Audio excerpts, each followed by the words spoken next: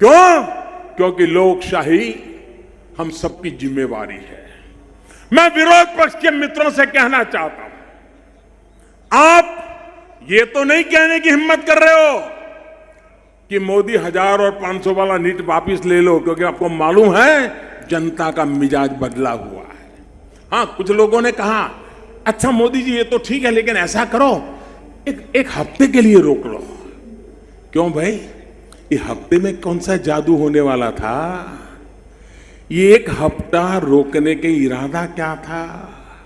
लेकिन कोई दल ये नहीं कहता है कि निर्णय को रोल बैक करो। सब दल कहते हैं ठीक से लागू करो। मैं सभी दलों से कहना चाहता हूं कि जैसे चुनाव में हम एक दूसरे का घोर विरोध करते हैं, लेकिन मतदान बढ़ाने के लिए मेहनत करते हैं, मतदाता सूची के लिए मेहनत करते हैं, इलेक्ट्रॉनिक मशीन की ट्रेनिंग के लिए मेहनत करते हैं। आज समय की मांग है कि आप खुल करके मेरा विरोध करिए, मेरी आलोचना करिए, लेकिन लोगों को बैंकिंग सिखाने के लिए काम कीजिए, इलेक्ट्रॉनिक पद्धति से पैसे कैसे लिए जाते दिए जाते ये सिखाइए। हम सब मिलकर के देश को भाग्य बदलने का एक ऐसा उत्तम अवसर आया है, हम सब उसको काम करें और आप भी फायदा उठाइए।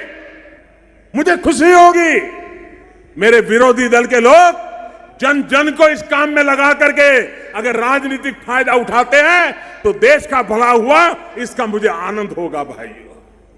अरे राजनीति से ऊपर राष्ट्र नीति होती है, दल से बड़ा देश होता है।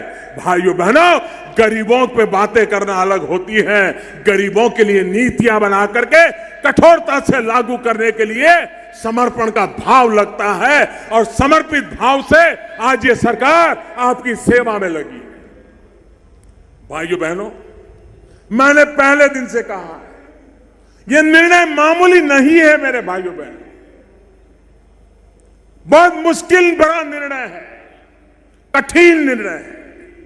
और मैंने कहा था बहुत तकलीफ पड़ेगी, मैंने कहा था मुसीबत आएगी, और 50 दिन ये तकलीफ होगी ही होगी, और तकलीफ रोजमर्रा थोड़ी बढ़ती भी जाएगी, लेकिन 50 दिन के बाद मैंने हिसाब किताब लगाया है वो एकदम से धीरे धीरे धीरे धीरे करके पहले जैसी स्थिति की तरफ आगे बढ़ेगा। 50 दिन तक ये कठिनाइयां रहने वाली है। 50 दिन के बाद आप भी देखेंगे कि धीरे धीरे धीरे आपकी आंखों के सामने परिस्थितियां सुधरती नजर आ जाएगी। भाइयों बहनों, देश भ्रष्टाचार से मुक्त करने का एक महत्वपूर्ण कदम है।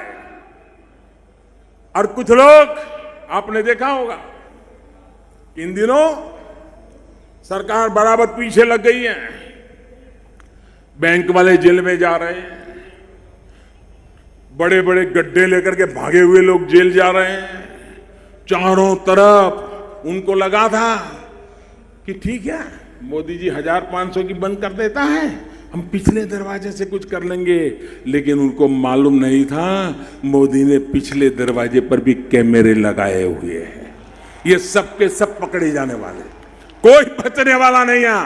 2 महीना, 3 महीना, 6 महीना, जिन्होंने भी 8 तारीख के बाद नए पाप किए हैं वो तो किसी हालत में बचने वाले नहीं है भाइयों बहनों, उनको सजा भुगतनी पड़ेगी। 125 करोड़ देशवासियों के सपनों को चूर चूर करने का पाप जिन्होंने किया है वो बचने वाले नहीं है, ये मैं देशवासियों को विश्वास दिलाना चाहता हूं। भाइयों बहनों, आपने मुसीबत झेली है, तकलीफ झेली है, अभी भी झेलनी है।